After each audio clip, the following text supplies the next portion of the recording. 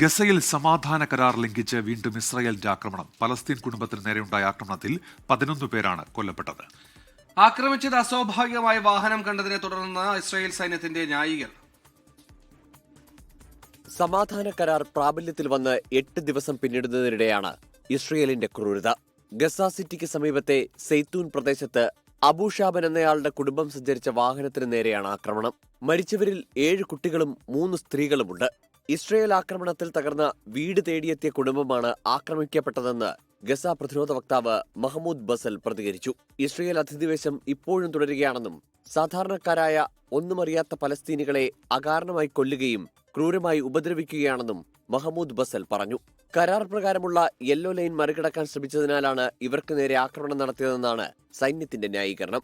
ഗസയിൽ ഇസ്രയേൽ സൈന്യം ഇപ്പോഴും കൈവശം വെച്ചിട്ടുള്ള പ്രദേശത്താണ് യെല്ലോ ലൈൻ ഉള്ളത്. സമാധാന കരാർ പ്രാബല്യത്തിൽ വന്ന ശേഷം ഇസ്രയേൽ തുടരെ ഗസയിൽ ആക്രമണം നടത്തുന്നതായി റിപ്പോർട്ടുകളുണ്ട്. International desk 24.